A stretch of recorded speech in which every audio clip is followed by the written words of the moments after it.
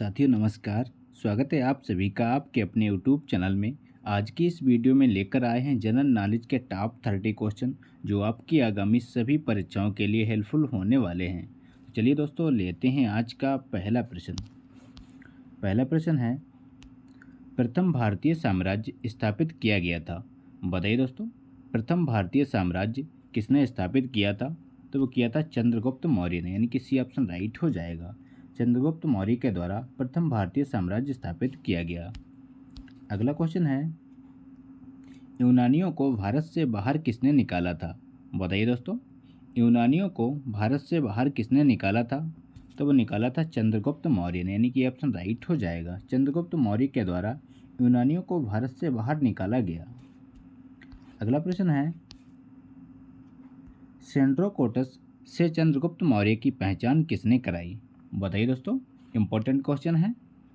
तो इस क्वेश्चन का राइट आंसर है विलियम जोन्स, यानी कि ऑप्शन करेक्ट हो जाएगा। विलियम जोन्स ने सेंड्रोकोटस से चंद्रगुप्त मौर्य की पहचान कराई थी। अगला क्वेश्चन है, किसने कहा कि चंद्रगुप्त मौर्य ने 6 लाख सैनिकों की सहायता से संपूर्ण भारत को रौंद डाला? बताइए दोस्तों, किसने कहा कि चंद्रगुप्त मौर्य ने 6 लाख सैनिकों की सहायता से संपूर्ण भारत को रौंद डाला? तो वो रौंद डाला था प्लूटार्क ने, यानी कि सी ऑप्शन राइट हो जाएगा।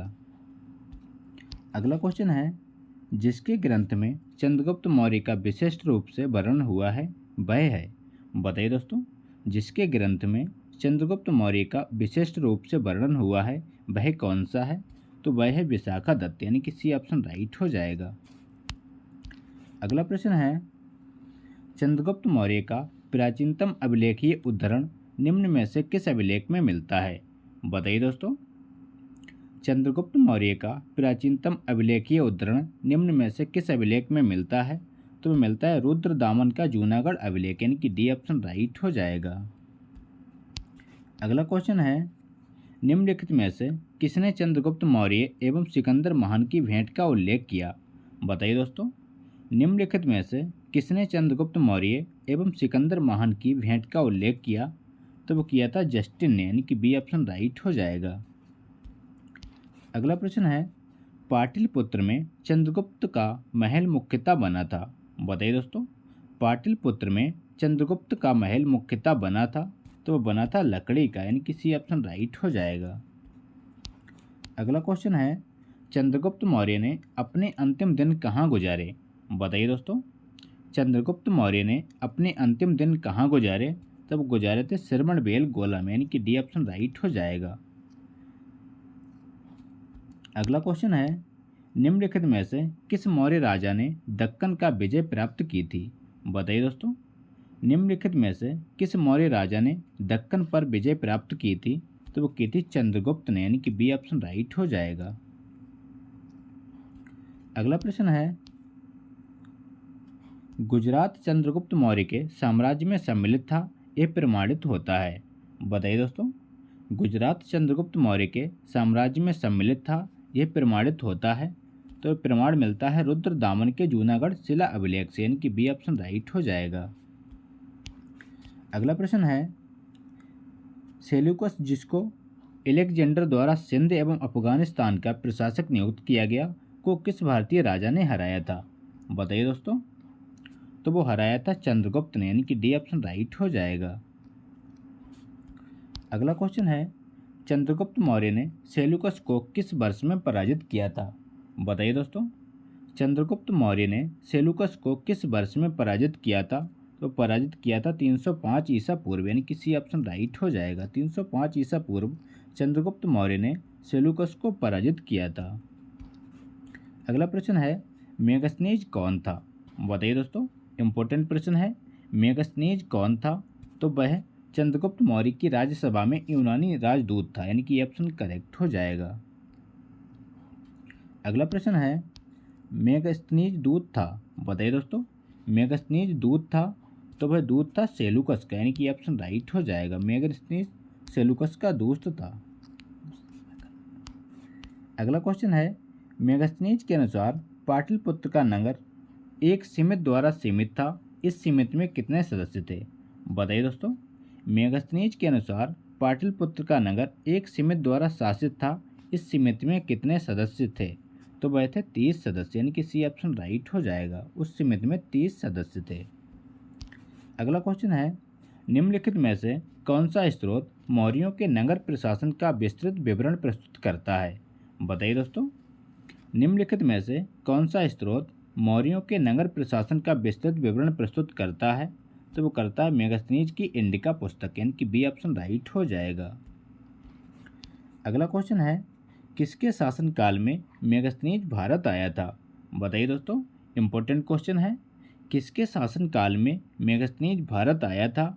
तो वो आया था चंद्रगुप्त मौर्य के शासनकाल में, यानी कि सी ऑप्शन राइट हो जाएगा। अगला प्रश्न है, चंद्रगुप्त मौर्य का पुत्र कौन था? बताइए दोस्तों, चंद्रगुप्त मौर्य का पुत्र कौन था? तो वो था बिंदुसार, यानी कि ऑप्शन राइट हो जाएगा। बिंदुसार चंद्रगुप्त मौर्य का पुत्र था। अगला क्वेश्चन है, किस मौर्य शासक को अमित्रघात के नाम से जाना जाता है? बताइए दोस्तों, किस मौर्य शासक को अमित्रघात के नाम से जाना जाता है? तो वो जानते हैं बिंदुसार को, यानी कि बी ऑप्शन राइट हो जाएगा। बिंदुसार को अमित्रघात के नाम से जाना जाता है। अगला क्वेश्चन है, बिंदुसार के शासन के दौरान अशांति कहाँ थी? बताइए दोस्तों, बिंदुसार के शासन के दौरान अशांति कहाँ थी? तो वह थी पुष्कलावती, यानी कि सी ऑप्शन राइट हो जाएगा। बिंदुसार के शासन के दौरान पुष्कलावती में अशांति थी। अगला क्वेश्चन है, भारत में अशोक का शासन काल था? बताइए साथियों, भारत में अशोक का शासन काल कब था? तो वह था 273 ईस्वी से 232 ईस्वी तक, यानी कि ऑप्शन राइट हो जाएगा। अगला प्रश्न है, बिंदुसार का पुत्र कौन था? बताइए दोस्तों, बिंदुसार का पुत्र कौन था? तो वह था अशोक, यानी कि ए ऑप्शन राइट हो जाएगा। अशोक बिंदुसार का पुत्र था, याद रखिएगा। अगला प्रश्न है, वह शासक कौन था जिसने राज सिंहासन पर बैठने के लिए अपने बड़े भाई सुसीम की हत्या की थी? बताइए दोस्तों, वह शासक कौन था जिसने राज सिंहासन पर बैठने के लिए अपने बड़े भाई सुसीम की हत्या की थी? तो वह था अशोक, यानी कि ऑप्शन करेक्ट हो जाएगा। अगला प्रश्न है, अशोक ने किस बौद्ध साधु से प्रभावित होकर बौद्ध धर्म अपनाया? बताइए दोस्तों, अशोक ने किस बौद्ध साधु से प्रभावित होकर बौद्ध धर्म अपनाया? तो अपनाया था उपगुप्त ने, यानी कि बी ऑप्शन करेक्ट हो जाएगा।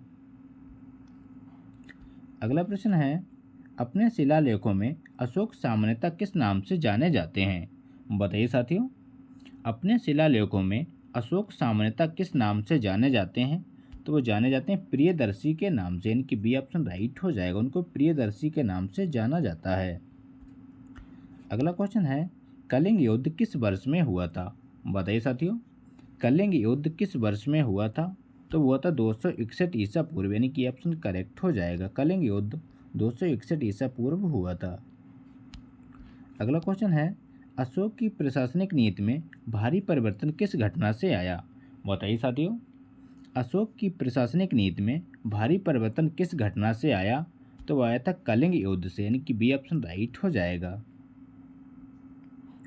अगला क्वेश्चन है, अशोक की धम्म नीति का मुख्य सिद्धांत क्या था?